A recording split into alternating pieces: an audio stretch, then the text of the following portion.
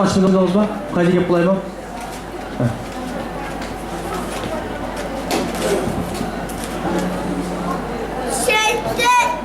Mehmanlar birden avazımızı tutsak.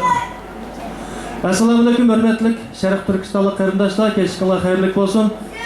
Bu yer kelishki maqsadimiz hammalarga ayon. Kanadadan davlat siyasetçimiz, obzorchimiz Şərq Türkistan sürgün hükümetinin muavin baş ministeri, peshqadam inqilobchi yozuvchi. Hürmetlik ulamomiz Türkiye'ye biz üçün vatan sevgisini, millet sevgisini bizga anglatish uchun bu yerda o'tiribdi. Shu munosabat bilan misha kelgan barliq qarindoshlarningki bugun mishaga kelib ulamomining leksiyasini anglashga ishtirok qilganlar ko'p rahmat. Tuvanda bugungi faoliyatimizni başlashdan burun güzel vatanimiz Şərq Türkistan'ın devlet marşı, yani milli marşımızdan başlasak, kapalmay 2 minut odalardan durup hürmet bildiğin bolsanlar. Rahmet.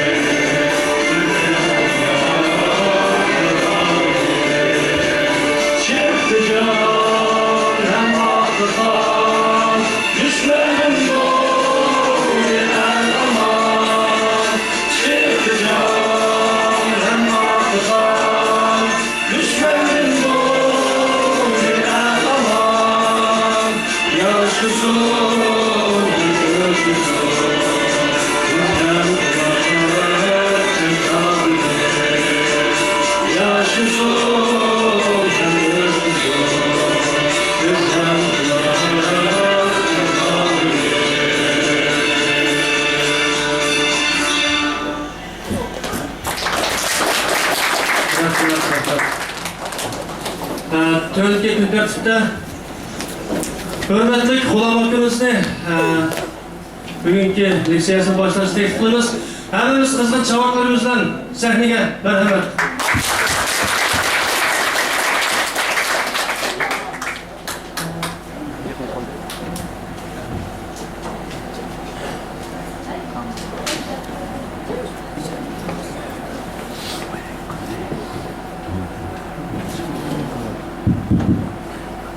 Assalamu alaikum, hürmetli Şarkı Türkistanlık karındaşlar.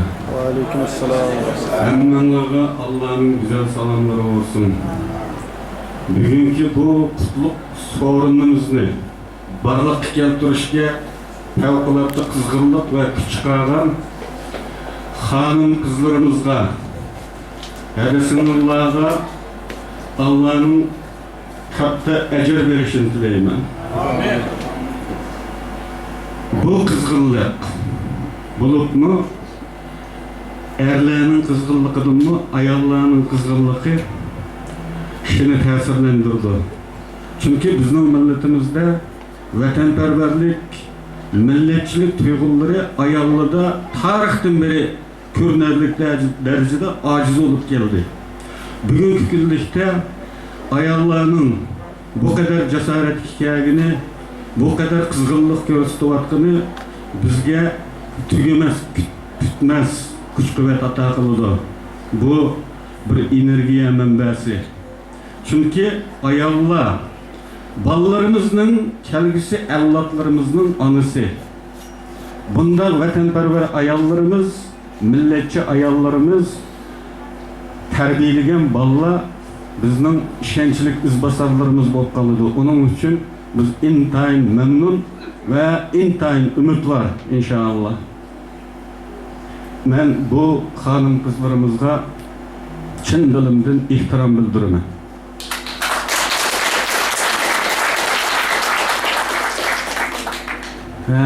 Bugünkü bu keyfiyatın qaraganda qarindoshlarımızda ko'p savol borligi ma'lum.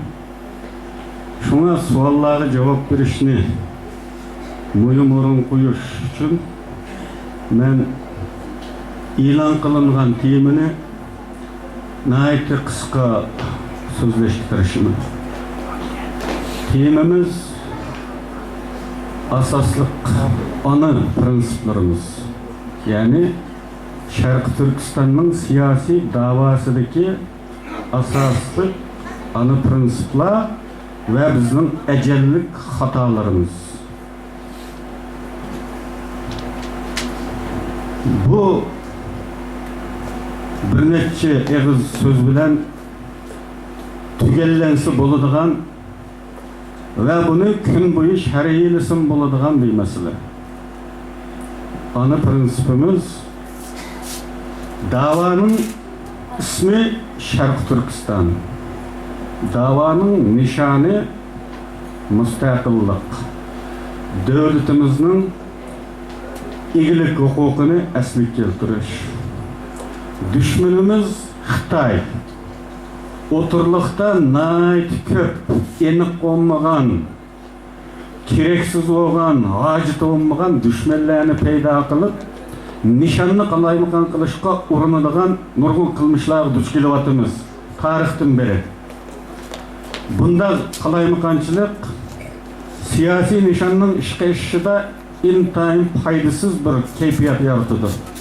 Onun için bu siyaside bir oddilaştırış formusu makul görüldü, köp çağıldı. Bu ciddi, fevkalade ciddi ahvallarda. Bunun birisi düşmanını birge kıskartış. Yeni düşman yaratmaslık. Qandaqda o kelgüsüdeki düşmanını bugünge, vaxtını aldık sürüp bugün gelip almaslık.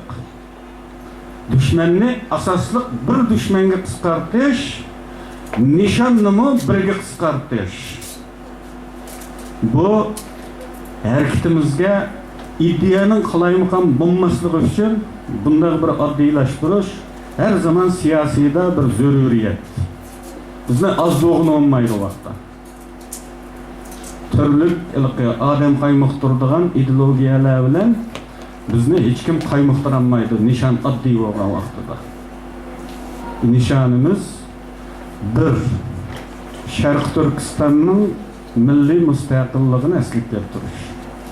Düşmanımız bir. U bo'lsa Xitoy. Uningdan boshqa dushman yo'q. Hech bo'lmaganda bugun e'tibori bilan uningdan boshqa dushman yo'q.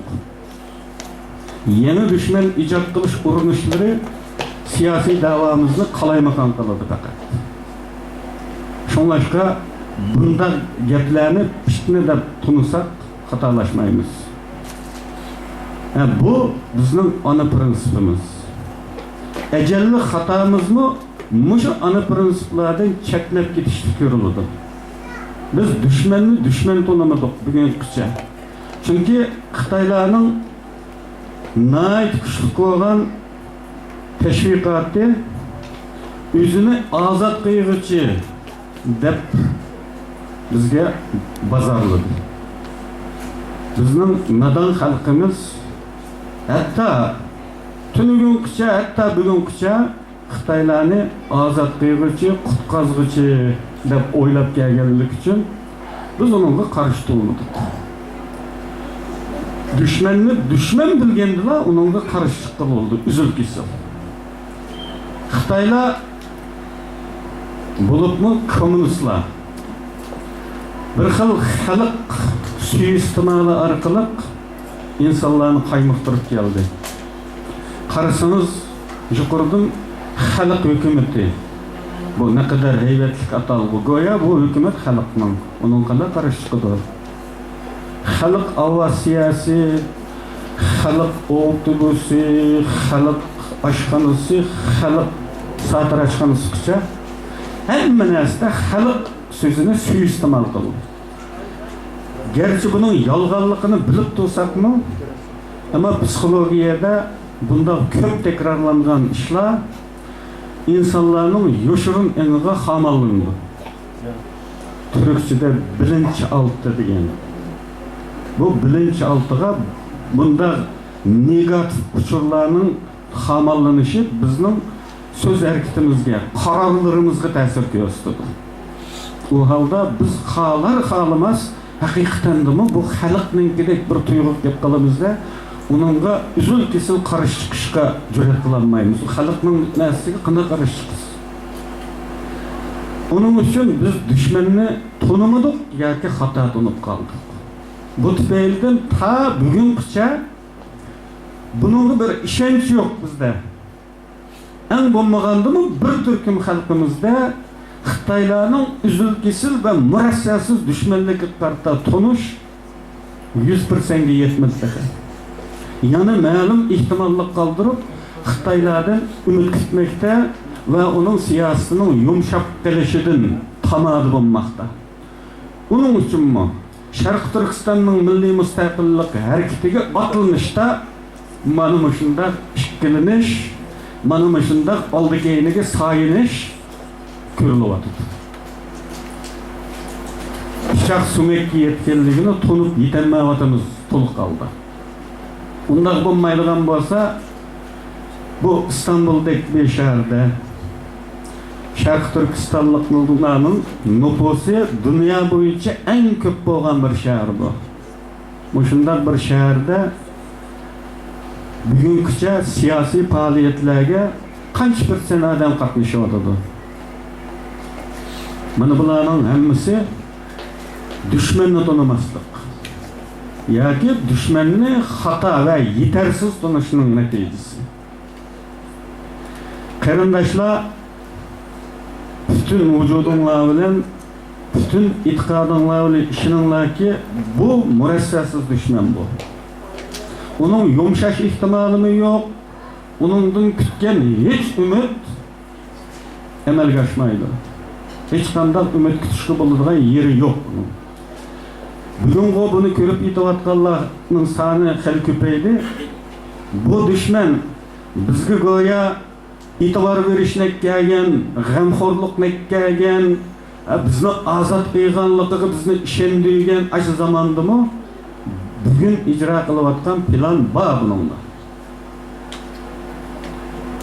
Masalan, Xitoylar 52 yıllarda Uyghur Tarihi degan bir kitobni tarqatgan. Buni ma'u darajalikdan yuqori kadrlar ko'ralaydi deb ichki material, maxfiy material sifatida aytavur noy darajalikdan yuqori amaldorlar orasida bir ko'ndirish, bu psixologiyada bir ko'ndirish praktikasi elib berildi bu siyosiy uchun. Yani bir dilla o'tirg'i chiqarsa insonlarda qarshilik ko'rish ehtimoli bo'lgan qattiq qo'l siyosatlarni, radikal siyosatlarni xalqning qabul qilish uchun qadamma-qadam qabul qilish uchun bir turli ko'ndirish praktikasi olib boradi. Bu ko'ndirishni eng avval o'ziga yaqin muridlar orasida olib boradi. Sadoqatman g'alchilar orasida olib boradi. Endi ulardan keyin tadrijiy maktablarda kichik bolalarga endi umum xalqqa olib boradi. Shu Uyg'ur tarihi degan kitobda Xitoylar Sharq Turkistondagi Uyg'urlarni bu zamonga sirtdan ko'chib kelgan deb da'vo qiladi. Yani o zaman Xitoylarning Uyg'urlar u yerga musofir. Xitoylarning keng qo'saqliqida biz u yerda kun ko'rayotgan. 52-yilda e'lon qilayotgan kitob bu. O'ylab bakamlar. Yani o'zining bugun ijro qilayotgan haddidan oshgan ijroatlarini qonuniy qilishning yo'llarini 52-yilda boshladi. Yani biz u yerga musofir, ko'chman biz. Zaminning egisi Xitoymish. Buni bugun paydo bo'lmadi unday gaplar. Shu ichki material orqali oldi bilan o'ziga g'alchi bo'lgan atalmış milliy kadrlar, milliy rahbarlar orasida ko'ndirish praktikasi boshlandi. Bu bir yil o'tirib chiqmadi. Bu ko'ndirishlarning tadrijiy natijasi mana bugun kelib keldi.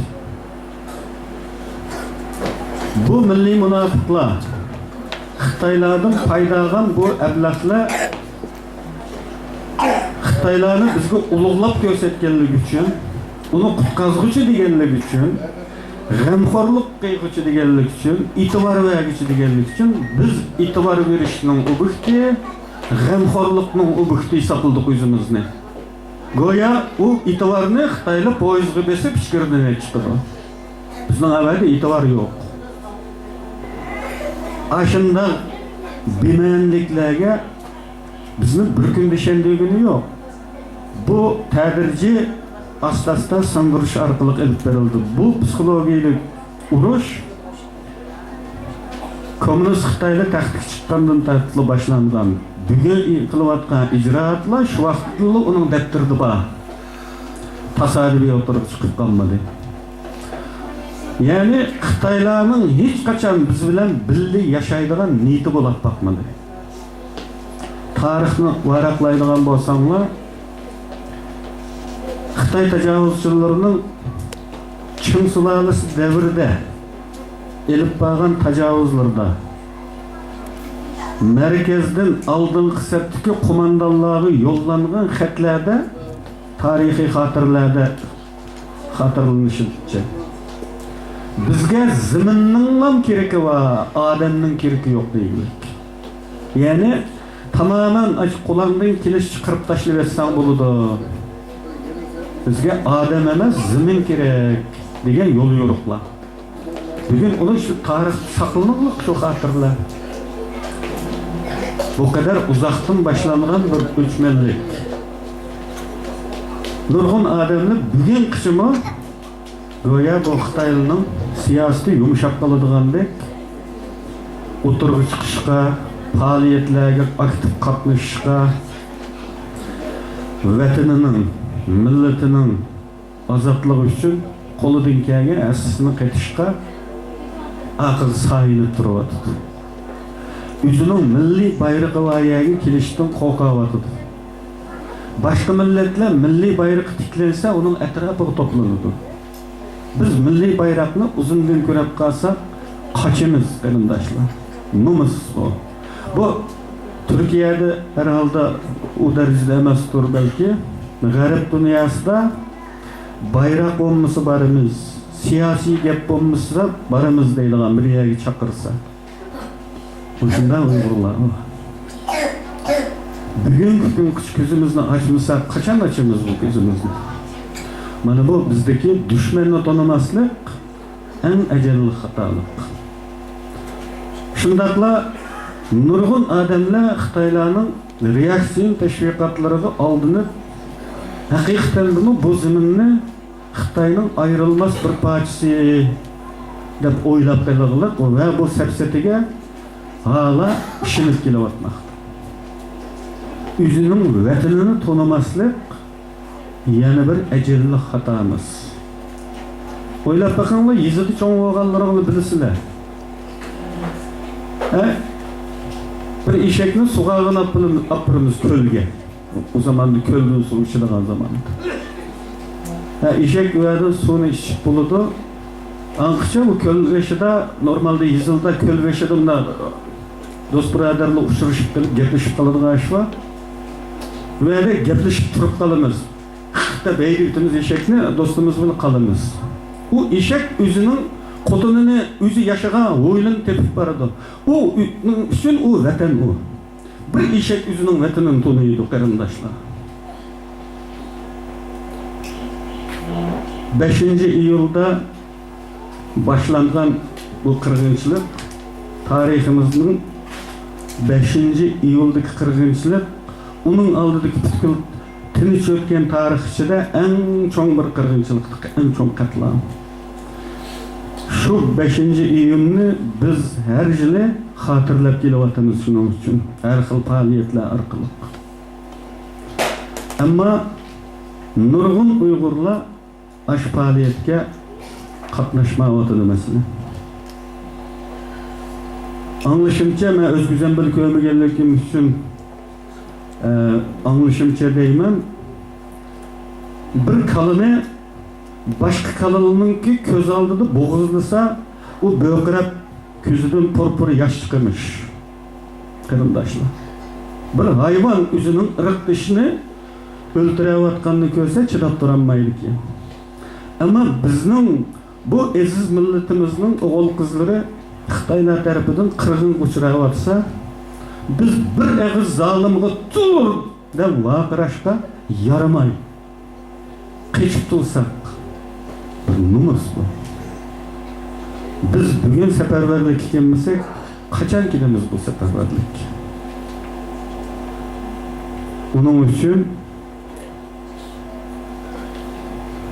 biri düşmanını tanışımız lazım,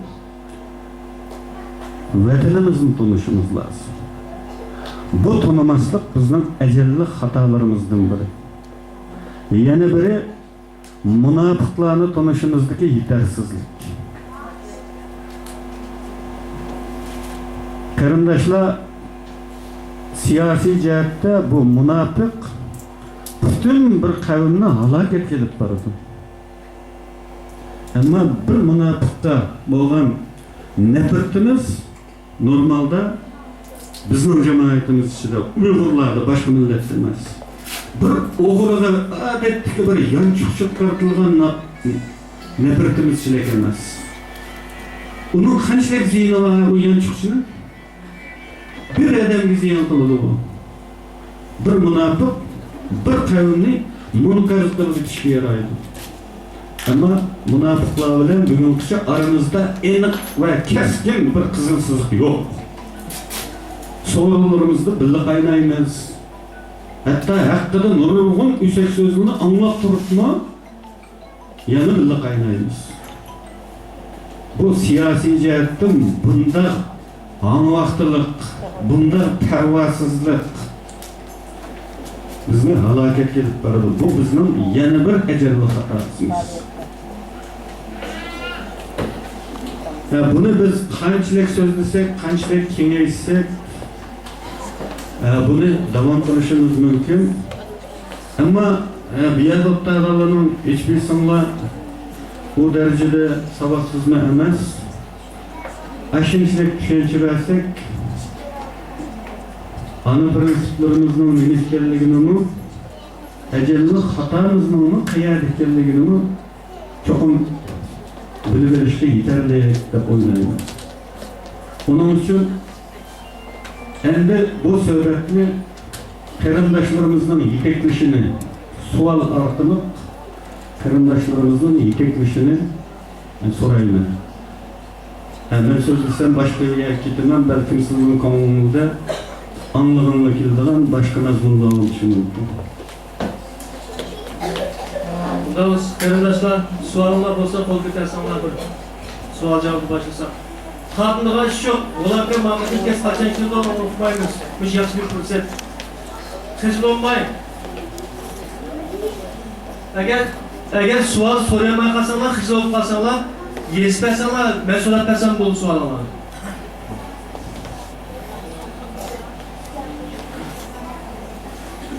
Cakıl, sokmayın.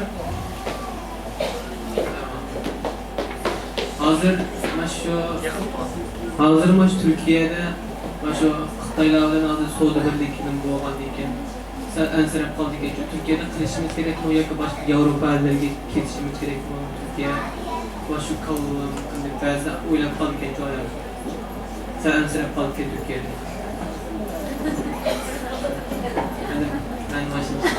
Türkiye siyasi, iqtisadi tüzüm nuqtasidan bir demokratik devlet. Demokratik devlette siyaset üçün adam qurbanlık qilmaydi. Bunun xatirjam bo'lmoq lazım.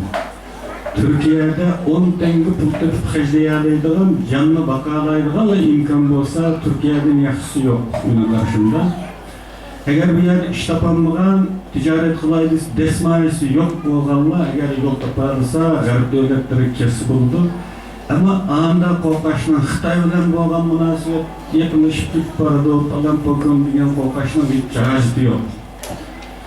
Chunki eğer bir Uyg'urni tutib olib, Türk hukumati Xitoyga qaytirib yetaman yoki falan deb qolsa, bütün Türk halkının öğretip turduğanlığı gözümüz yetiyordu. Çünkü Türk halkı bizni yaxşı gördü. Hükümet hissiyat bile iş kılmaydı. O enak. Eğer hükümet hissiyat boyunca iş kıysa, devlet olmaydı. Halk hissiyat boyunca iş kıldı, hissiyat boyunca karar kıldı.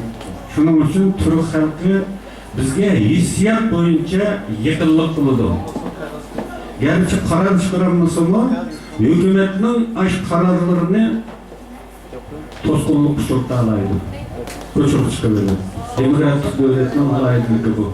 Şunlaşka Xitay bilen yakınlaşış, bunun siyasetlerine bizge tutulan pozisyonuna tesir göstermeydi. Bu məlum derecede çekilişi mümkün, bir hayati xavfning oluşu mümkün emas. Bu cihetten tamamen hatırcam oluşu buludu. Ve faaliyetlerimizde bu Türk hükümeti ruhsat kılmaydiken degan bahanını to'xtatib qo'yishning o'rni yo'q. Türk hükümeti hiç nima qilmaydi. Faqat to'saq baqadi, sizni urib tillamaydi. Bunun bir hatırcam bo'lsak bo'ladi. Biz uni qilib baqqan, sinab baqqan. Yıllar avval.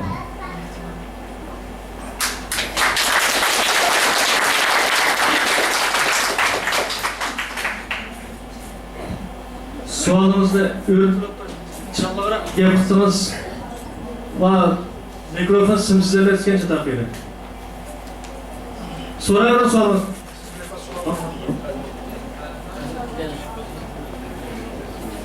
Qarindoshlar xijil bo'lgan ish yo'q chunki chetda, ada o'tiribdi. Xafamaydan qo'lingiz ko'tarsin qo'lni. So'rayman. Vazgeçti. Qarindoshlar savol bormi? So'ra. Aşağıda canlı yapısını alayız.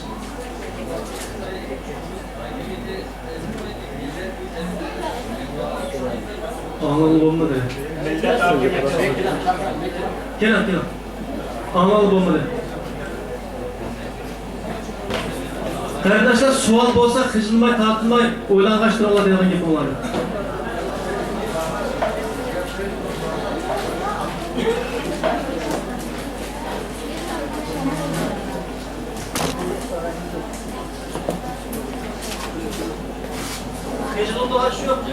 Yaşlar, bu yaşlar çıkarak soruyorlar. Ne iş kılınır, sakar, hadak kılınır, yaxşı, canlık yapalım. Eğer soruyorlar. Assalamualaikum. Yani benim demek olduğum Xitoy Kommunist hakimiyeti eski bu. Aslında millet bu için eski mi ya ki Kommunist hakimiyeti var eski mi? Yani bu Türkiye'de mesela başka bir çıksa yaxşı kalır şu demek. Millet bu için eski mi yakınlar? Bir millet boyunca eski deyiş mümkün emas nazariya jihatdan. Lekin bizga Xitoyning zulmi bek o'tib ketgach, uning yaxshisi yo'q deb o'ylaymiz.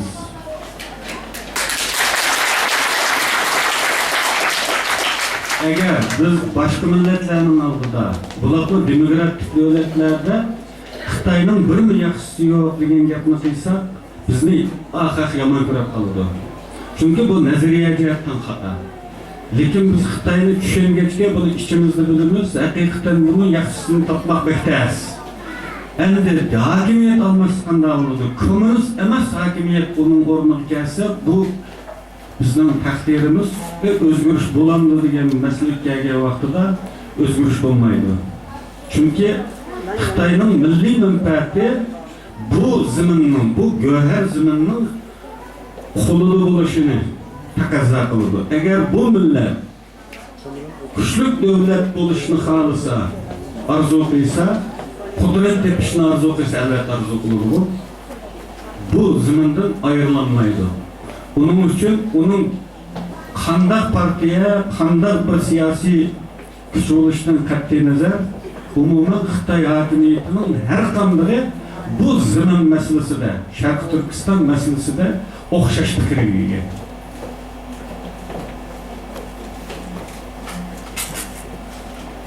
Birkaç sual varken ben okutlam birincisi,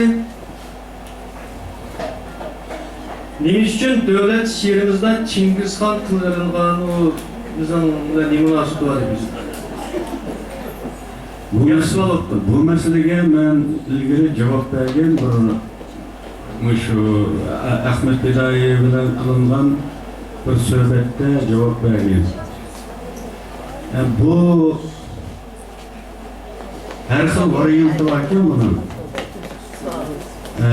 Bu Qashqarda chiqqan Qutlug' shartli chiqqan bir gazetda, Yemayat gazetida boshqa tekst var bunun.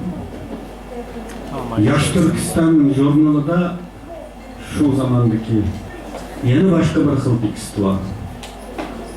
Yana bir shu zamonning bir shoirning aslimisida uchinchi bir xil tekst var.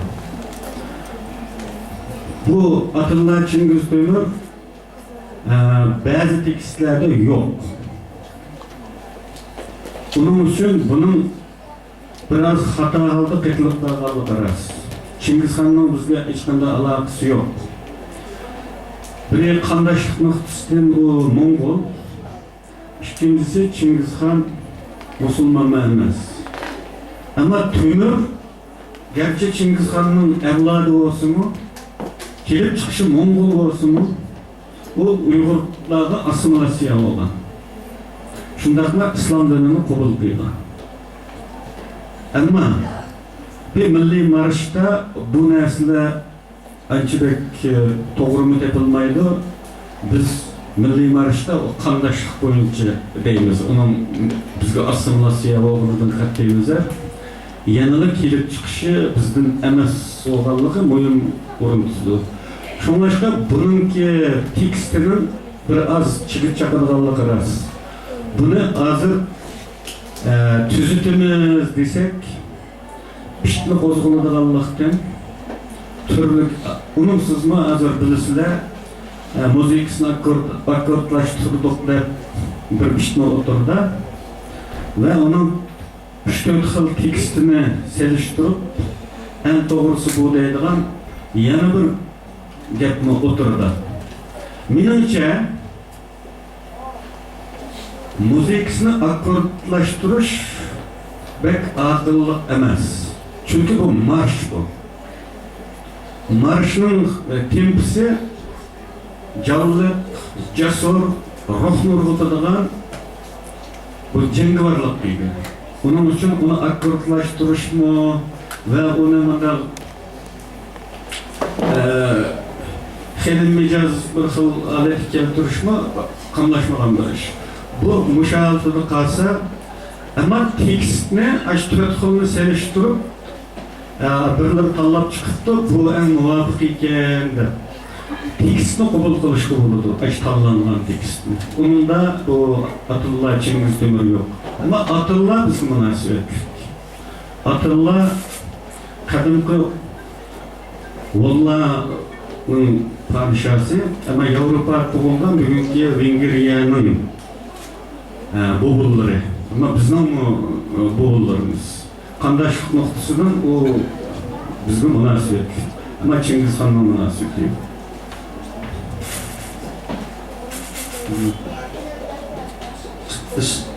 Yani burası Şərəf Türkistan sürgün hökumətinin küçü qançılıq biz üçün nimişlərini qıpıralıydı. Biz Şərəf Türkistan sürgündüyümüz üçün nimişlərini qıpıralıyız. Bizden nemi kütüsler, sizlerge nemi kirek. Nemiş üçün azıqca Şərəf Türkistan sürgün hökuməti tüzük bir yerdə medialarda yoki bir əməli iş qılanmaydı.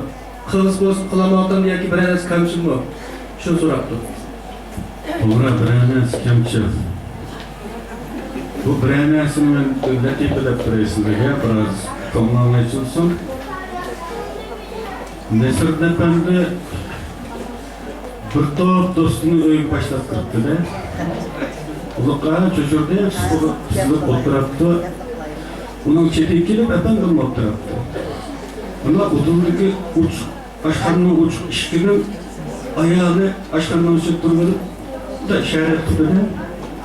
Bunu bu verip aşkanıga ne bileysin deptiken hacep bir çoğunluğunuz ya sakal diye düşken vaktuma öyle nem var nem yok demeye bak adam başlap kırısız kapılar gidiyor.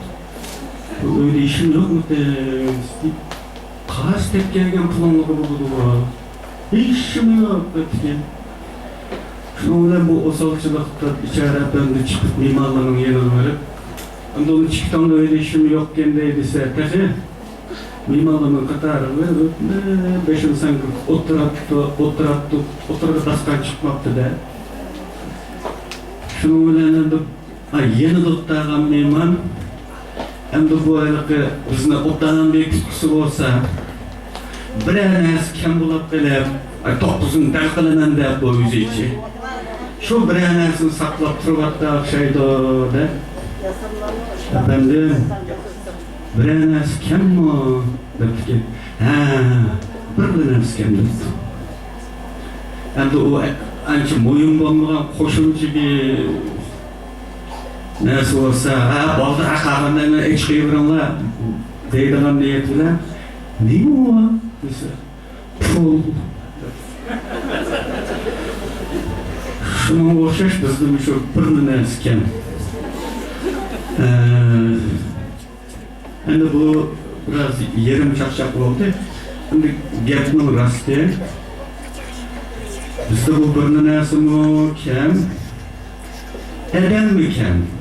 İhtisaslık eden, yani kabiliyetli, kolundan işkili olan adam mi kem? Şimdi bunda oluşu malum taraflarda bizim ilgirideki bu teşkili organımız, teşkili tertibimizdeki yetersizlikten bolganda bunu öz üstümüzge almasak samimiyetsizlik oldu. Yani taşkı taraftan barlık teşkilatla ortak karıştırdı hükümet. Ne üçündür? Şundakla bütün halkımız mı bununla ergişip karıştırdı. Bununla katmış olmadı. Yakın turumu diye, kollu mu diye. Unugan mı, yunugan degende bu hükümette evvalıga bakmay bir sertçilik görüldü. Enver Yusuf degen bir kurgucu baş ministerimiz kanunga xilaf aldı. Yani sergerdan hükümetinin asas kanunuga xilaf aldı. Şarkı Türkistan'a berip geldi. Xitay hükümranlığındaki Şarkı Türkistan'a. Yani bu berip geliş için o Xitay elçixanasına pasportunu tanlashga to'g'ri keladi. Bu pasportni tanlab o'zining vataniga berish uchun Xitoydan ruxsat olmoqning o'zi bir hukumat u. Bir fuqaro bo'lsa bu boshqa. Bir hukumatning bosh ministri uchun Xitoyning Sharq Turkistondagi igilik huquqini e'tirof qilganini tanlab qoldi. Uning uchun bu qonunni cheklangan bu.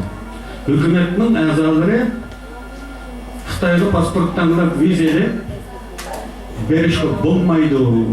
Bo'lsa avtomatik ravishda hukumatdan chiqariladi. Qonun.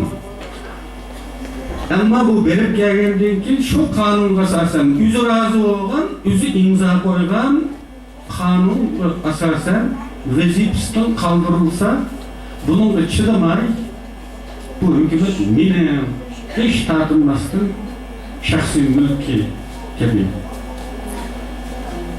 Ulan beni çıkarıp etmedi, ben ulan hemsini ben çıkarıp ettim diyen bir mətoluk bilen bir hükümet yakaladı. Şunun bilen bu atakta iki hükümet göründü. Ve bu düşmanlar için bir fırsat oldu. Hem de bizden halk düşmanının vesveselerine değdiği senişlerine hiç kalmasını işletmesi olan erişip biz normalde pek tefekkür etmeyiz bizden halk. Ne yapıyoruz ki? Bunu da erişip köy yerde ama bizde hükümetin içindeki ya hükümet çıktı mı, üç mü? Ben de meskarına oldu. İşbirlikini bildi o ama kasten üçünü getirdi. Çıktı mı, üç mü de. Yani bu biz kollaşma iyi olmagandan pes taşayını da karşılıkta meskarı uçurak gelgen olanlarımız için biz ne mi bağlayımız oylattık ama. Bir adam onunla destek beğenmişse, kollu musun, hatta ağzı dolasın kolunu avazsa. Bu meskere, hücum, nişanı dayanıp kalsa. Ne mi kıyman oldu? Düşmanın depoku usuluyla avazsa bu kanalda. Onun için biz Şarkı Türkistan deganligimiz, mustaqillik deganligimiz için birer devletning bizni qo'llashi qiyin bir ish bu. Ammo biz ozgina pulga erishimiz birer devletning, birer ommaviy jamiyatning iqtisodiy yordamiga erishimizda Şarkı Türkistan degan bu güzel isimden mustaqillik degan bu butun g'oyadan voz kecholmaymiz. Kim bilan bo'lsak bo'lamiz, ama ondan voz kechmaymiz. Zaten bu hükümet real, haqiqiy bir hükümet emas, bir simbol. Men ko'p qatim o'qish qildim bu. Normalde insanlar tabiatdagi yeşillikni, gulzorlikni suydi. Ama qish kuni yo'q bu. Onun uchun biz tashdagi gulasturimiz o'yinning ichida. Ağaçta güzel tabiatning kichikilgan nusxasi, simboli. O tabiatni suydiganligimiz rasul bo'lganlik uchun bu o'ylikni suyib, o'zimiz uni parvarish qilib o'stiramiz.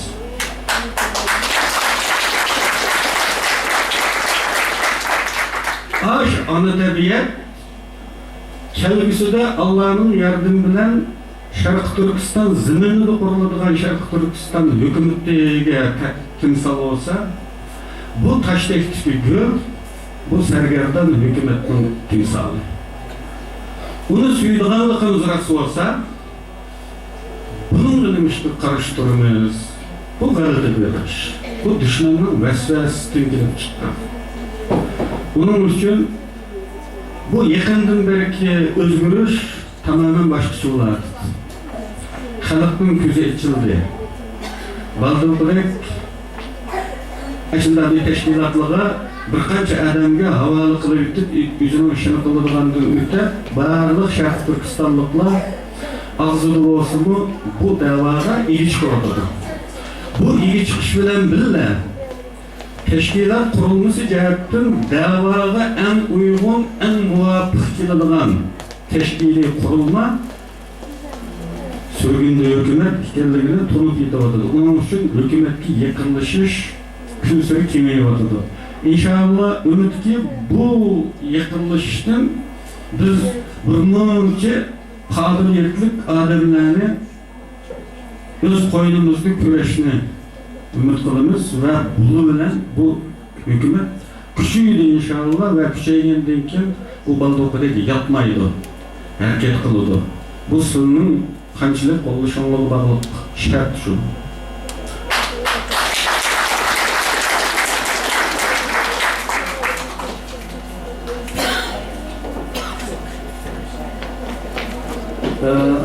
Bir xonimning savoli var ki, biz munofiqlarni qanday to'laymiz va to'lagandan keyin ularni qanday qurtrak qila olamiz yoki qilamiz. Hozir aramizda ba'zi qarindoshlarimiz yoki tashkilotlarimiz yaxshi ishlarni qilyapti, lekin nolum pishqin fasatlarga aholatlar uchraydi bu. O'shdan bir javob bersangiz. Bu ko'p qatim so'zlangan bir tema. Yıllar avvaldan bir kitapta, bir makalada yazılan munofiqlarni qanday tonish kerak degan bir mavzu. Ve taleplerine göre bunu keyin bir videodamı bu temini sözüldük. Munofiqlarni qanday tanıyamiz? Munofiqlarning munofiq ekanligiga qanday hukm qilamiz? Bu albatta ciddi bir mesele. Çünkü aramızda munofiqlar qo'l kesgan bir ahvol ostida işimiz akmaydi. Qiladigan ishimizda şeytan aralashgandek bo'ladi. İş buzuladi. Shuning uchun munofiqlarni tonish zaruriyat, hatta mecburiyat. Qanday tanıymiz? Bizning saxchilarimiz, idaramiz yok. Hakimiyetimiz olmagan ekan, saxchilarimiz yok. Razvedchiklarimiz yok. Qanday tanıymiz? Endi bu bilisizlar delo razvet qilishdimi? Hamma narsaga dal paket topmaydi. Yana aqli yakun usuli degan bir usul var. Aqli yakun. Alomatlarni jug'lab, tahlil qilib, undan aqli yakun chiqaramiz. U qo'l bilan tutquni, ko'zidan ko'rgani bo'ladigan moddiy paket emas. Lekin bir odamda ko'riladigan, uning söz hareketi, ish hareketlarida ko'riladigan alomatlarni jug'lab, tahlil qilgandan keyin undan chiqariladigan aqliy xulosa bizga nimani so'zlagan bo'lsa, biz shuni bekitamiz. Uning pak haqida so'zlagan bo'lsa, pak edamiz. Agar uning nafaq haqida so'zlagan bo'lsa, uning munofiq ekanlik ehtimoli bor. Hiç olmaganda biz uni peşimizde takmayız. İhtiyat kılınız. Endi onun sızma uygulunun içinde nurgun adamlarının eniq munafiq degan namı var. Hiç olmaganda aqıştı falanca munafiq kelip, falanca casus kelip degan nurgun gap var. O gaplar menimcha bekarni o'tirib chiqib qolmaydi. Şunun çıkışıda en dastlabki manbasida ma'lum bir alamet ko'rilgan bo'lishi mumkin. Şunun asasen bu gap o'tirib chiqqan. Shamol chiqmasa daraxtni ushmaydi. Onun için meyli şu ras munofiq bo'lsin, meyli bunun uval qilinib, aynan qalpoq kiydirilib qolgan bo'lsin, ihtiyot qilganning ziyni yo'q. Hani bazı bekleyenler zaten onunla kılsıkmaydı. O akli yakın usulunu munafiq degenge etpardı. Onun küçüğün bazı adamlar guvalar var, şahitler var. Ama aşağı ahvaldı mı biz Bizdaskan'da kaynaşımız. Bir yançıkçını bayılıyorduk, bir yançıkçını bu yançıkçıda ırıklatmayımız. Ama halkı munafiq türümüzde oturdu bizim ülkede Daskan'da. Bu bir iş bu. İşte bilan bir yaloqda jum ichgan bo'lamiz, ajnabidan Alloh taolo. Endi bunga qanday choramiz bor? To'g'ri, ba'zilar deydi bir bahonasi bor. Uning bizning pakitimiz olmasa. Pakitimiz saqchilarimiz bo'lgan chog'da bo'ladi dedi. Uni o'zimizning saqchilari aniqlab andan topalaydi. Biz hozir kuchsiz ahvoldaligimiz lekinga tayinimiz. Pakit degan biz tuyuqsizdan Sharq Turkistonning ma'lum shahriga besib kirgan vaqtida hujumimiz tiz va keskin bo'lganda dushman elib qochishga ulgurmay yoki ko'ydirib o'tishga ulgurmay qatqagan bo'lsa, saqchilar arxivlar andan u yerdan biz o tizimlikni topalaymiz. U talab qilinayotgan moddiy paket, dal paket u yerda. U ham xiyol hozircha. Bunga biz erishamagandan keyin aqliy yakun chiqaramiz. Boshqa chora yo'q. Va shu o'tirib kizayotgan hikoyalarni az to'la tahlil qilamiz. Kichkina aql ishlatamiz. Bu bir usul. Endi buni qanday tadbir qo'llanamiz? Biz uni jismoniy jihatdan jazolay olmaymiz. Bu aniq. Endi u sifatida biz bilan o'xshash bu davlatda. Dunyoning har qanday bir davlatida. Ammo biz uni ma'naviy jihatdan yo'q qilib olamiz. Buni men 20 yilning oldida yozgan kitoblarimning birisida munofiqlarni qanday taqobil qilishning qo'llanishga bo'ladigan amaliy choralarini yozgan. Hatta bu memleket içindeki bazı yerlerde sınav yapılıp mo'l natija qozongan bu usul. O nima? Biz aşındaq deb qaragan odamlarni umumiy jamoatimiz bo'yicha yetim qoldiramiz. Barikerdan to'xtatamiz, salom sayohatni to'xtatamiz, qo'lbojalik, mehmondorchilik hech bir aloqa qilmaymiz. O yetim qalgan vaqtida va uning u yetim qalgan o bichara holatini ko'rgan boshqa oshkorlanmagan munofiqlarni jima qilib qo'lga berishdi. Bu o'ldirgandan nima? Ammo afsuski biz hozirgacha birga qaynashib kelyapmiz. Chora bor. Tinchlik chora, hech kim jazolay olmaydi. Sen nishqani araqatmadan deydigan qonun yo'q dunyoda. Nishqani salom qilmaysan deydigan qonun yo'q. Unda bo'lgandan bu usul har qanday bir diktator davlatning ijro qilgan bo'lgan jazo usulidir.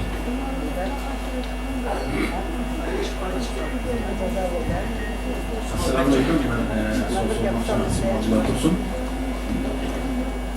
Şərq Türkistan sürgün hükümetiga milletvekili olup yoki a'zo bo'lish yoki ministr bo'lish uchun cho'qim Anvar Ishbek Amerikalik vatandoshi yoki Ahmadjon Osmondek Kanada vatandoshi bo'lish kerak. Mishel o'tag'anda Şərq Turkistonda tug'ilgan, qo'lida Xitoyning bergan pasport bo'lmasmi, Uyg'ur tilida so'zlaydigan, islom diniga e'tiqod qilgan mushu millatlarning ichidan aqllarimizdan, cho'nglarimizdan, ochilarimizdan, opalarimizdan sizlarning ichidan qiladigan imkon bormi yo'qmi? Ularning Türk vatandaşı yoki ma'lum davlatning vatandashi bo'lish sharti bormi yo'qmi? Shuni so'rayman.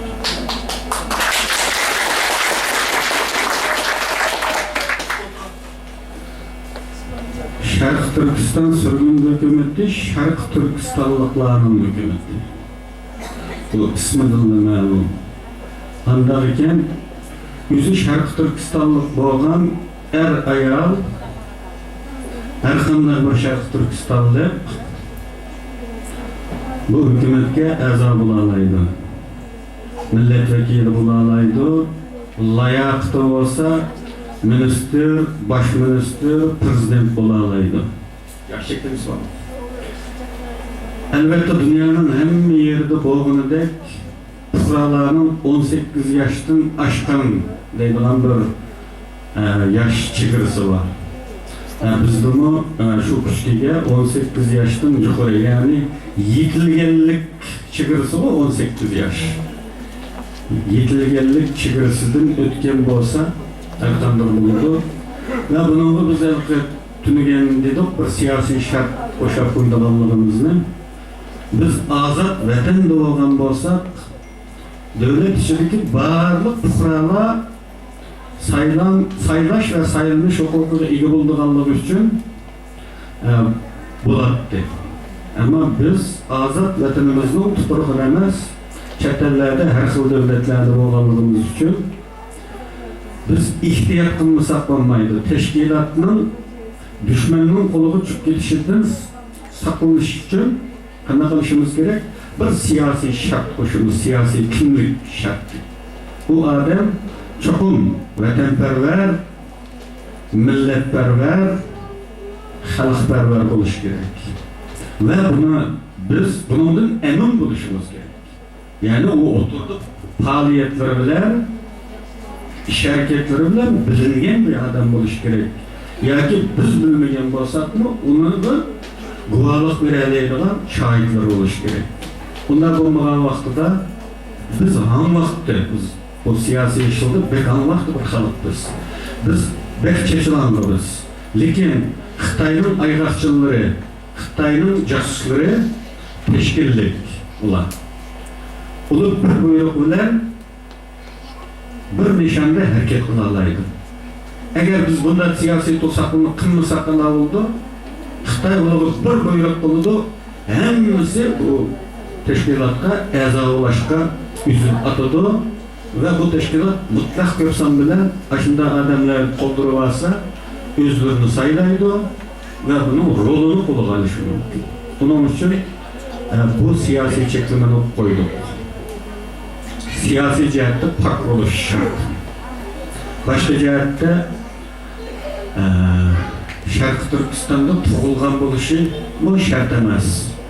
Chunki kelgusida hamma odam Sharq Turkistonda tug'ilmaydi.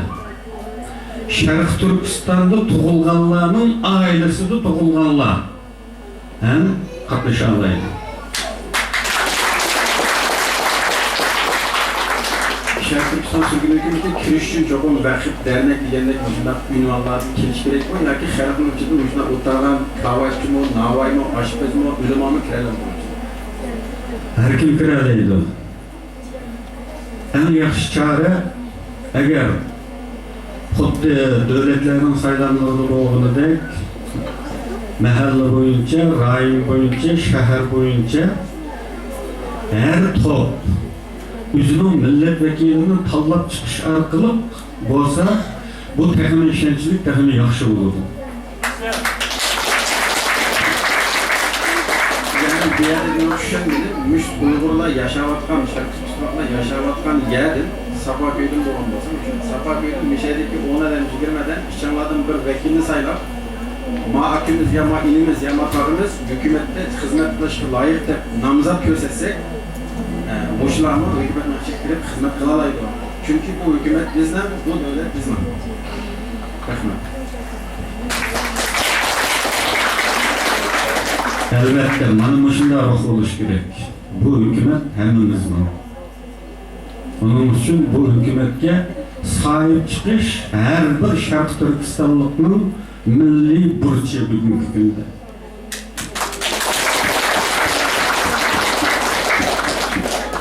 Hocam anlamış değil mi? Ozanka sual pek çıkken. Açıyorum. Sen senin kızıkkanda yani oyun bak tema demekçi. Hükümetten sekret geldiğini görüyoruz. Ciddi kısmı şücret silah ne lazım? İstihbaratçı lazım mı? Okuvcu lazım mı? Edebiyatçıların katil lazım mı? Munattafata. Silah güzel. Ne mi lazım? Müşek sultan lazım. Silah güzel. Eden bağlı yok.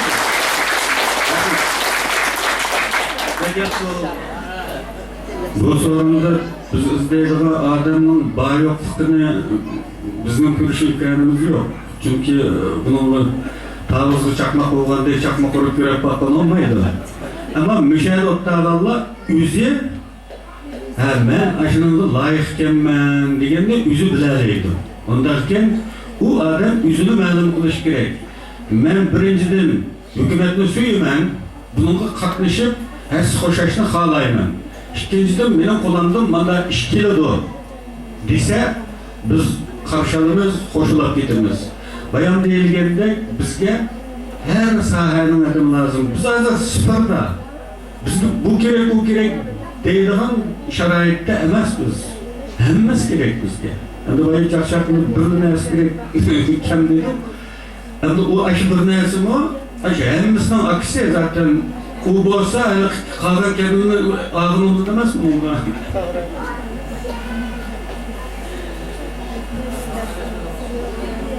Assalomu alaykum, Lumka. Sizni Alloh rahmat qilsin. Yaxshi millat uchun, vatan uchun yaxshi kuch chiqaryapsiz. Buni g'amlarini ko'rib turibmiz. Alloh umringizni uzoq qilsin. Bo'lib ketdingiz sizga. Hozirgi siyosatchilarimiz Xitoyni 17-18 ga pajlik kitadi. Xitoyniki cho'rsiga Amerika, Yaponiya, Hindistondagi hamma davlatlarga Amerika o'ziniki qurol kuchlarini 60%dan jiqroq qurol kuchlarini shu yerga keldi. Xitoy pajlansa bizim mushunda bir cho'ng bir fursat bor edi. Bu Xitoyniki pajlanishi necha %ga yetib bordi. Xitoy pajlansa rost bizga buningda fursat manfaat kelamdi mush to'g'risida bir tushunish bergan bo'lsa rahmat.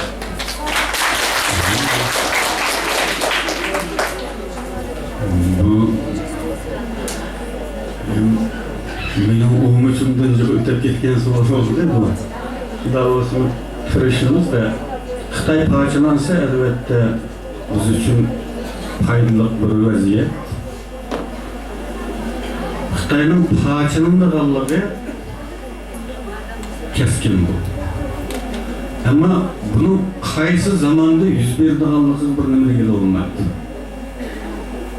Goya eğer yüz bergandek tuyulsimi bu ailenin işi emas bu.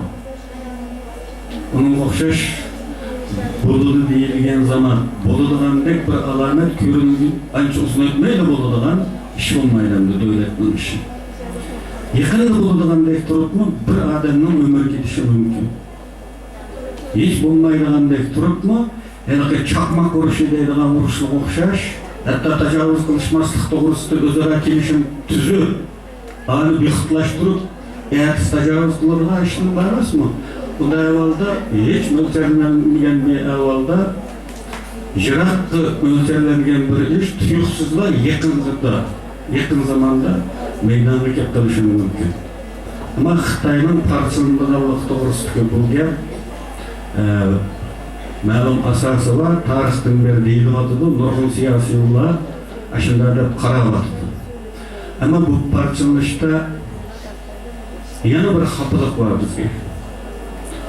Endi bu parchalanishda Sharq Turkiston bir parcha bo'lishi mumkin. Tibet bir parcha bo'lishi mumkin va boshqa. Ama bu parchalanishdan keyin bu Sharq Turkiston ichida qolgan Xitoylar qilaveradigan ehtimol bor. Yani bu vatan yanada bizning sayr chiqib, yanada bizning qon va jon pido qilishimizda bizni majbur qiladi. Unda bir tasodifiylikni meydonga chiqib qolmaydi bu. Shu chaqdimi? Chunki ashining ichidagi Xitoylarni bizga yetib oshadi qarindoshlar o'ylab qo'yganlar.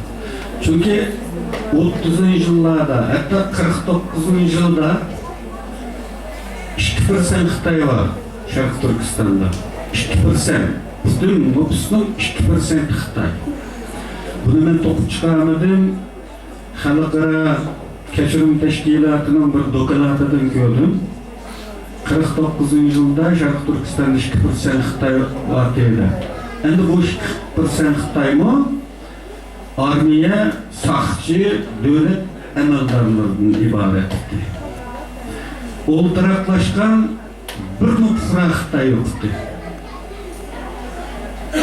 Endi bugun yani biz shu chaqdimi ash Xitoylar tarafidan kontrol qilindi. 200 ming atrofidagi Xitoy bizni kontrol qilishyapti. Endi bugun nufusi bizdan jiqilib ketdi deyilyapti.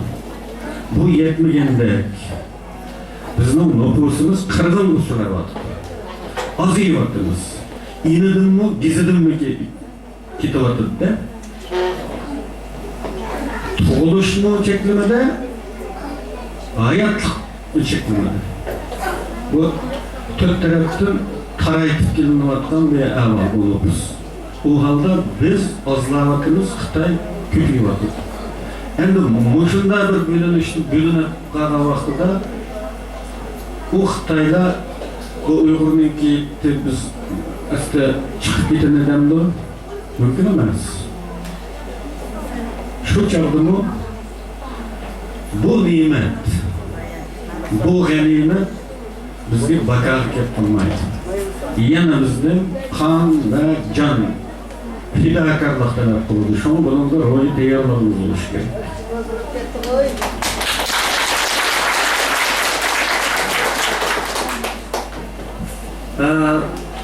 Yana bir savol xarakterlik yaparken şu bizning yoshlar ulgisi Abdurahmon Nasan akamizni Mamlakatda 2. Dünya urushi to'xtatdi. Germaniya va Yaponiyaning urushda mag'lub bo'lishi va Yaponiyaning taslim bo'lishidan keyin xalqaro to'xtam tuzildi.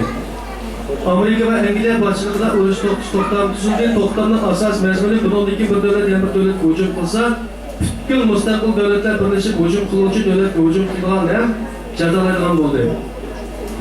Agar bir davlatni jazolamoqchi bo'lsa, u davlatga qarta xalqaro xalq ovoz to'plashi Onundan keyin Birleşken Devletler Teşkilatı'ndaki ko'p sonliqni ovoz berishi bilan u davlatni jazolaydigan va birlashib urush qiladigan bir tuzum tuzilgan.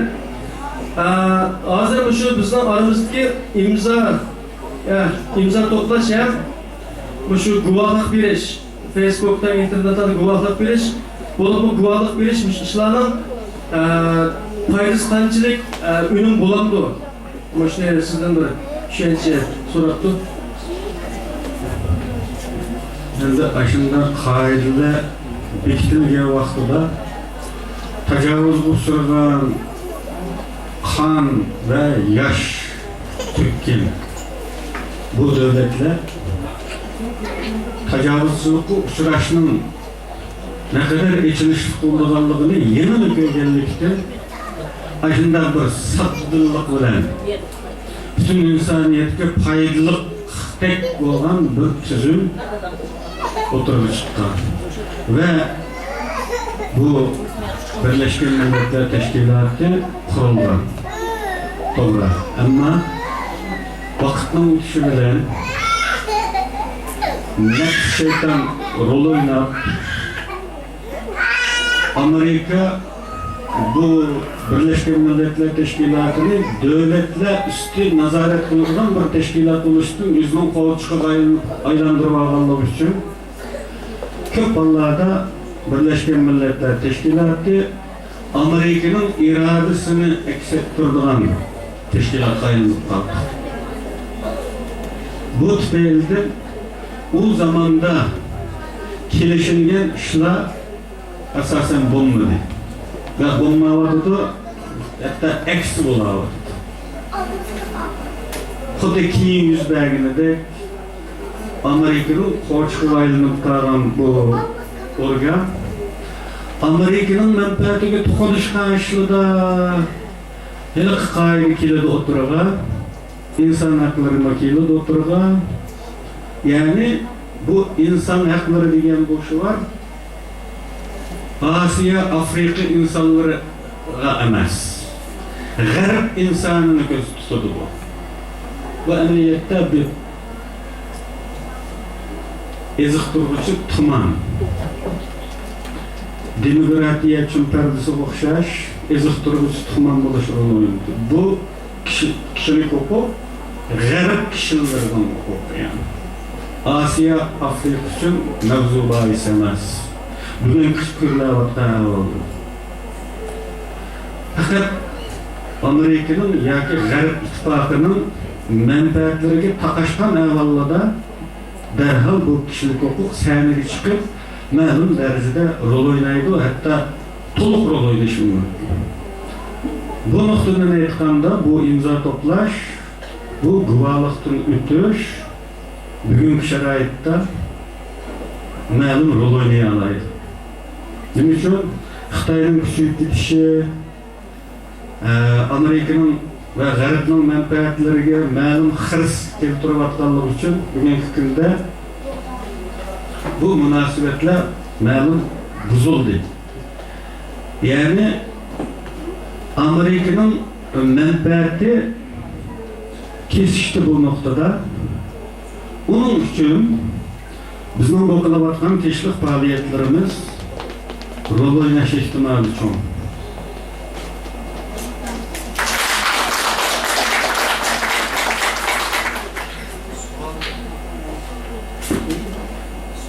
Kendisi sual yaman çıkıyor yaxshi.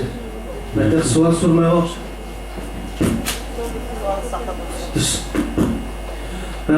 Növbette biz yaşlar vatan azadlığı için nemi kılışımız gerek, nemi kılalayımız. İkincisi, bazı bir tədqiqatçılarımız, alımlarımız eğer vatanımızda Xitay işkencesi boşunda davamlışıdan olsa, Uygurlar azken 50 yıl içinde yo'qolib ketdi, da'vatda bundan qadar qaraysiz. Üçüncüsü, bazı o'quvchi va yoshlarning turli namoyish va faoliyatlarga qatnashmasligining sababi ota-ona urf-odatlarining vatandagi aminligi uchun ekan. Bularning bu bahanasi o'rinliqmi? Bu gapni bekto'la so'zildi. Tushunganmi deyildi bu gap. Tarixdan beri mi deyilib kelyapti. Bayonqi gapdimi javob bor. Ya'ni Xitoydan iborat bu dushman murassasiz dushman bu. Uning dushmanligi qandaqdir bizning harakatimizning qanday bo'lishi, yumshoq bo'lishi, qattiq bo'lishi, bizning qarshi turishimiz yoki jim turishimiz, bo'ysunishimizga munosabatsiz. Uning niyati azaldan belgilanib qo'ygan, bizni buzmandan tozalamak. Uning uchun uni bog'lavarsam, ben falan qilsam, mening tutqunim bu piston bo'ladi. Nol gap bu. Hiç shuni qilmay bo'ysunganlar zeyni bugun kelayotgan bu ish. Bu natija bo'ysunishning natijasi bu. Agar qarshilik qilgan bo'lsak, bugungidan azroq yo'qoladi. Men Hitlerdan ko'zimni naql qildim. Birlar urush qirg'inchilik tufaylidan tugab ketmaydi. Qarshilik ko'z kuchini yo'qotib qo'yish tufaylidan yo'qolib ketdi. Bizden bu da misali aniq ko'rildi. Biz qarshilik qilish kuchimizni, ruhimizni yo'qotib qo'yganligimiz uchun mush qismatga qoldi. Uning uchun bu bahona. Kellarni unutib qoldim.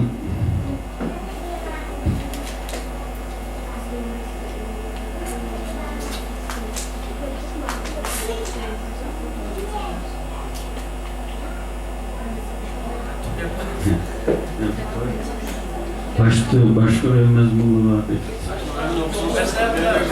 Ağlamlar bazen 50 geçti, yo'qolib ketdi degan o'rinda javob berib bo'lmoqda. Ya. Bu bizninki tomirimizning so'qishiga bog'liq. Olimlarninki faraziga bog'liq emas, bizning tomirimiz qanday so'qidi? Men bir turk mutaxassisning so'zini deb berdim bu oldin fikrimdanki urush oldi bilan qalb qazınıldı, vijdonda qazınıldı, andin jan maydonida qazınıldı. Bu nuqtadan aytganda bizning yuragimiz qanday so'qidi? Shuning xato bo'ladi. Biz ya yo'qolib ketamiz, agar so'qayotgan bo'lsa, erkeklik so'qayotgan bo'lsa, hech yo'qolmaymiz.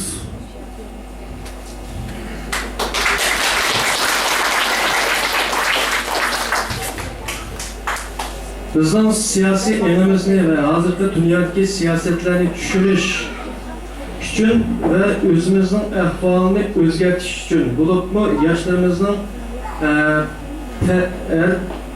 yoshlarımızın her türlü fenli bilimlerini eliş için yoshlarimiz qaysi xil kasblar o'qisa bizning hozirgi da'voyimizga foydali deb.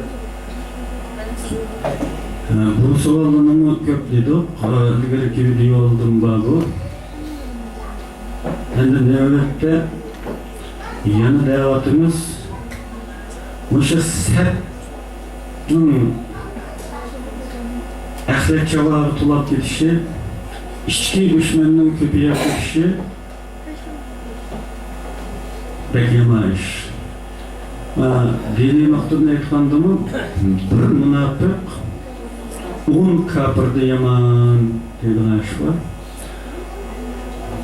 Bu tozalash elib berishga zürriyet var deganlik. Bu halda bizga eng foydali kasb şu anda istihbarat.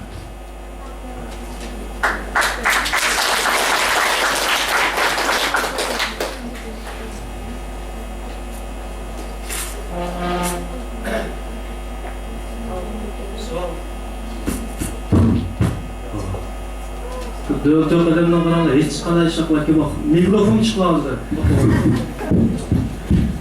Çenep qaldı gelmişler. Bizden Amerika hükümetiga yoki boshqa hükümetke bektemde buluşmamızdan demek faydası var. Şunda kırılgan Yahudi mulutmu öz tirikçalıqqa tayinib mustaqil bo'lib ketgan. Acaba bizim bir işkelerden balası durup tirikçalıqımızı tayinib azat bulamamdı. Bizden bektemde bulab işte azat bektemde olmasın azat buluş yolumuz yok mu? Yahudilar tamamen üzgün küçük dayanığının hatayı. Yahudilar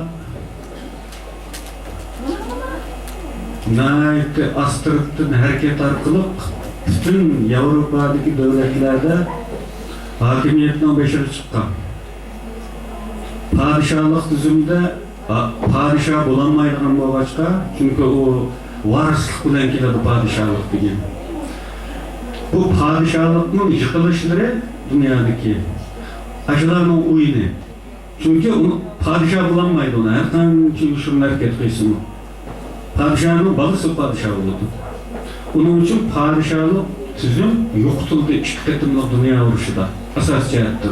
Yoqtuldu yoki yoqtulmagan padişahlıklar simbol aletga tushirilib, baş minister devletini başqurdigan tüzümge almıştı.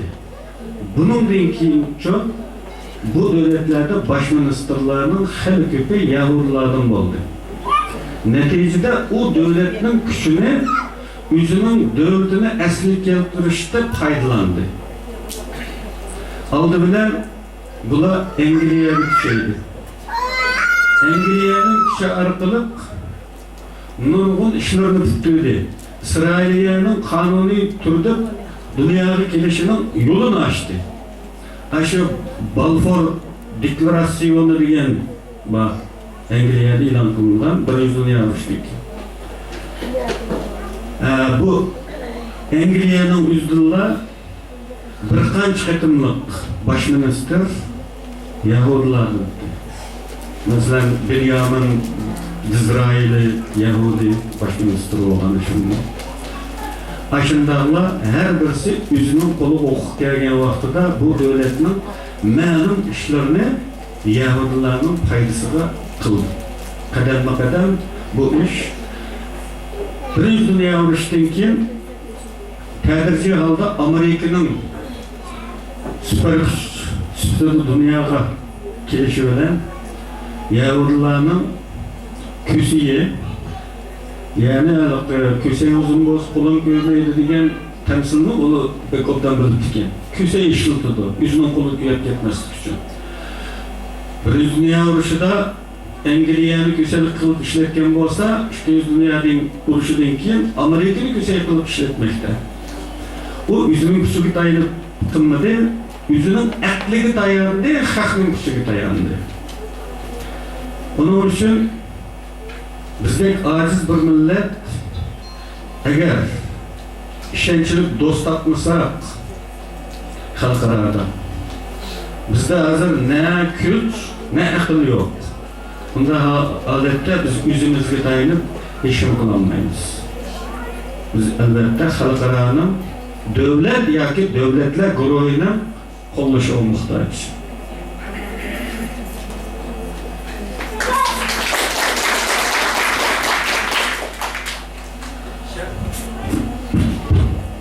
Şərq Türkistan sürgün hükümeti bilen Şərq Türkistan müstakillik hareketi birleşelimdi. Eğer birleşelese texim güçlük, texim ünümlük teşkilat bulalımdı. Birinci soru. İkinci soru, neymiş için Xitaylar halkımızga şuncha zulümlarni qilibasa, Amerika'da, Türkiye'de güçlük devletler tezrek tedbir qo'llanmaydi. Ular shuncha bechorami? Üçüncüsü, eğer bizde haqiqiy bir ish qilish imkoniyatimizga kelib, to'g'ri qilib, qattiq qilish o'rganib, tayyor bo'lsak, Amerika ve Türkiye'li devletler bizge yardım kılalandı tayyorligimiz pishadi. Tanıdın kettik, birinci sorunu unutib qoldik. Nima qo'yinglar bo'lmasa? Sharq Turkiston Ha, tamam, yodimga keldi. Sharq Turkiston surgun dokumenti bilan Sharq Turkiston mustaqillik harakati tashkilot sifatida birlashishning hojati yo'q. Men buni bu xil savollarni gap qildim. Mening eng oxirgi video nashrimdami shu haqda to'xtaldim. Xuddi ishqi qo'shganning beshi bir qozonga patmaydi degan tamsil va hasanlarisininki bir sanduqda ikki podshoh bo'lsa chechilib ketirganligini dedim. Xuddi shunday maqsad va g'oyani birlashtirib bo'ldi. Tashkilot emas. Shuning o'zimi yetarli bo'ladi aslida. Ya'ni bir-biriga qarshi turmay bir umumiy planning bir parchasini u, bir parchasini bu. Bir xizmat taqsimoti qilib birlik tutsa bo'ladi. Ammo birlashib ish tashkilotga aylanish fikri bir utopiyadan iborat. Ya'ni fantaziya.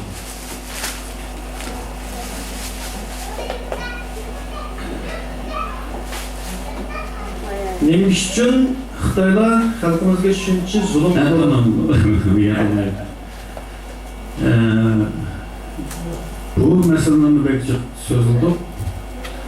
Devlet menfaat üstü kurulur. Hissiyat üstü kurulmaydı.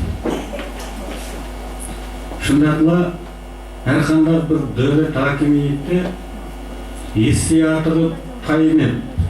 Ademgarchilik tutib ketib, yoki qarindoshlik tutib ketib qaror chiqarsa, xato chiqishi mumkin.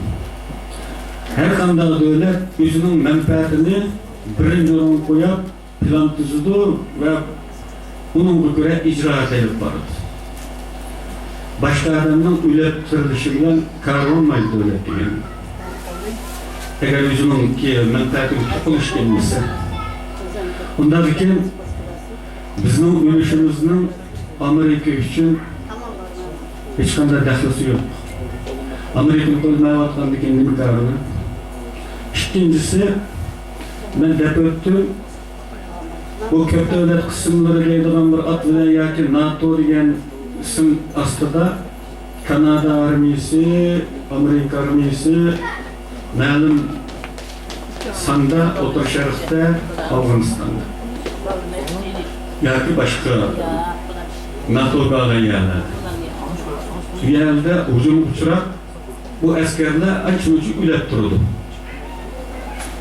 Dep o'tganimda bu askarlarning naqi bir askar o'lsa Amerika $1 million nafaqa berdi oilasiga. Kanada'mı $1 million Kanada dollari nafaqa berdi. Bu kadar xizmat bir askar bu. Bu kadar xizmat askarni pilo qilib Uyg'urlar bir qirilib ketib turibdi deb ish chaqirsa, u qanday davlat bo'ldi? U o'zining manfaatini o'ylaydi. Onun uchun biz buningdan tamaqiladigan ishni kamroq qilib, o'zimizni bu mujohidlikka hazırlaşmamız lazım. Başdan oyoq deb kelyapmiz, biz shuda at bo'lgan vaqtimizda andin boshqa davlatlar bizga yondoq bo'la oladi. Ammo u hech qachon bizga shu tatolab turmaydi. Onun uchun biz umidni onunga bununga bog'lamaylik eng yaxshisi. Eng yaxshisi men 18 yılın aldığı yazgan bir makalenin mavzusunu bizning Allah'dan başka yardımcımız yok deb qo'ygan.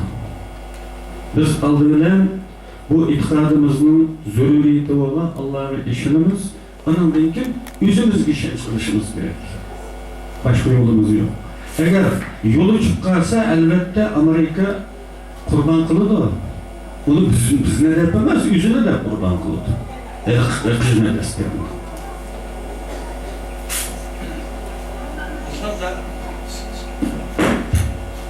Bizden davayımız xalqaralıq mediaların nəhayət qızğın gün tərtib kelayotgan şu halqlar vəziyyətdə Muş yılning oxirigacha bo'lgan qisqa vaqtda biz xalqaradagi mush vaziyatga moslashib, kuchli ta'sir ko'rsatish uchun qanday bir harakat olib kelishimiz kerak? Ikkinchi savol, Salih bo'ldi.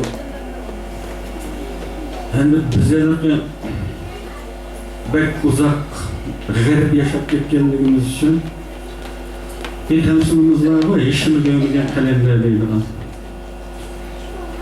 Ashunga o'xshab qolganligimiz uchun bugun medialida bizning davomizning ya bizning dardimizning yangrab ketganligi ko'rinyapti. Hech yetarli emas bu. Agar bu biz da'vat qilishimizda yetarli bo'lgan bo'lsa, hammiyada shunday bizning davomimiz yoki bizning dardimiz anglashilib ketib qolgan bo'lsa, bu holat bo'lmaydi, biroz o'zgaribdi. Bu yetarli emas bu. Cheklik aldı bu. Eğer yeterlik bo'lgan vaqtida ko'chada usqashgan bir chet ellikni Sharq Turkiston deganni bilamsa desa biladigan bo'ladi. Ne bu deydi hozirgacha. Bu bilganlik emas bu. Matbuotning yetarli bo'lganligi emas bu. Uning uchun biz nurg'un tirishishimizga to'g'ri keldi. Nima qila olamiz? Ko'p takrorladi. Faqat teşvik faoliyat qila olamiz. Yani diplomatiya hareketi degan bu hareket o'z ichiga olgan teşvik faoliyatlari. Endi bugun bunun konkret turlari namoyish, shunday yig'ilish, hatto ko'chalarga yig'ilib nutq so'zlash, shuar to'g'lash faoliyatlari, shundaqla dardmanlar guvohlikdan o'tish.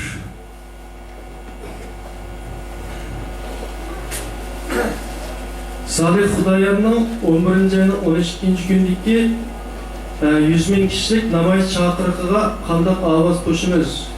Bu namoyishga qatnashsak bizga qanday foydasi bor debdi. Mana bir gap G'ulomjon gap qilishni bo'lam. 11 ayning 12si emas, 11 ayning 12si ularning bir bayram paketda shu sababdan butkul parlament konsulxonasiga dam olgan. Shunga 13-chilar o'zgartirildi. Namoyishlar tafsilotda G'ulomjonning gap tutgandan keyin biz ayrim tushuntiramiz, boshqa bir yalan gap bor. Tafsili tushuntiramiz. Biz zulmga sukut qilmaydiganligimizni bildiramiz butun dunyoga. Bunun foydasi shu. Buningdan ma'lum moddiy foyda tamadi bo'lsa, xato bo'lib qoladi bu. Chiqmaydiganiga bahona tepilib qoladi. Onun için onun faydası ma'naviy foyda. Bugungacha dunyoning xo'sh ketdi bizdan qarindoshlar. Uyligligimizning xo'sh ketdi. Bunun oddiy bir misolini dedim men yana takrorlayman. 2008'da Qashqarda Saman voqeasi yuz berdi. Bilasizlar. İki o'g'il bola bir mashinada askarlarni aqisdan uda qatavlab ketib qolgan Xitoy askarlarini 16 Xitoy o'ldi. 30 Xitoy yaralandı. İntayin mo'sulluq tariximizdagi chaqnagan bir ulga yaratildi. Shu chog'da Germaniyaning gazetlari nima dedi? Germaniya gazetlari Uyg'urlarning qadimgi qahramonlik ruhi o'lmabdi deb yozdi.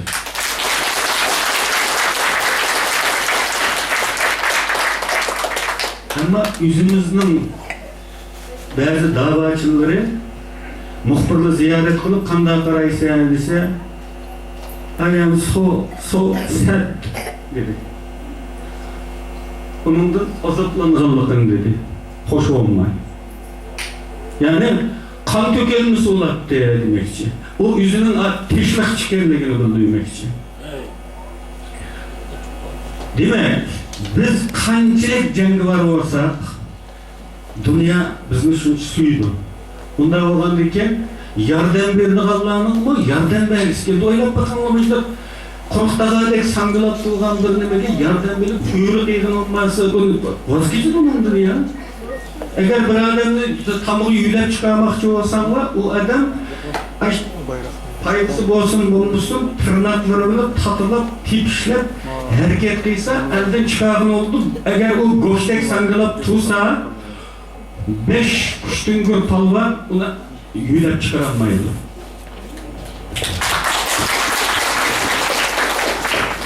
Siz sualınızı sorsunuz.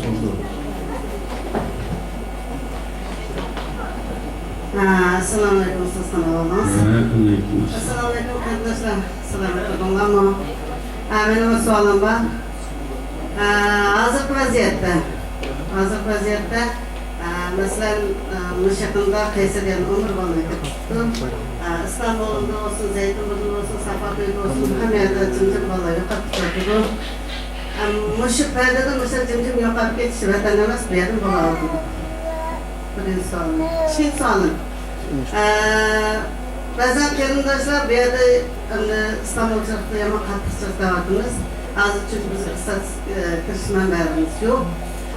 Nur bulgan okuvchilar olsun, uyga sığtaqsa okuvchilar yok, qo'saq yo'q degan qashqa qiynaq bo'ladi yashaldi. Nur bulgan bola o'qishlarni chekinib ketdi. Hozirgi %60% qarindoshlar bo'lsin, yosh cho'nglar bo'lsin, hammasi Yevropaga minishni niyat tutdi. Chunki hozirgi vaziyatlar bu yerda turaksiz bo'lib qoldi. Ben öyleyim, bizim Avrupa'ya gidiş biz için zorunludur dedim. Avrupa'ya gelsek hemen haklıklı tutulamız mı? Kaçan tuturumuz? Mesela vatanda oruç tutalımız olsun, perzatlarımız olsun, kıyım kardeşlerimiz olsun, hadlarımız olsun, sınırımız olsun, kızlarımız olsun, hepimiz onun için yaşadık. Kırmızılıkla sıraldı. Kaçan tutturmaz, kaçan birlikte bulamayız. Hele ona dayımız, hele buna dayımız, millet birlik yok bizde. Benim sualım.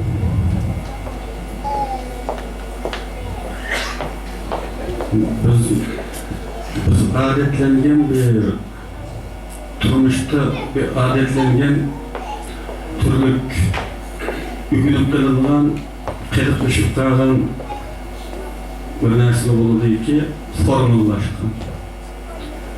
Deydiki, bu istikan yerimi qıçık tuşak deyishme mümkün, yerimi boş deyishme mümkün. Psikologiyada bunu misal qilib, umidvorlar yerimi qıçık tuşak deydi, ümidsizlar yerimi boş deydi. Her işkiniz okşaş neresini ifadaleydiğen bu kişi kırmay, ayna işkisini ifadaleydi. Ayna günahdanıştın bazı nesiller hata edip düşüp kalır. Mesela biz normalde düşman güçlük değil mi?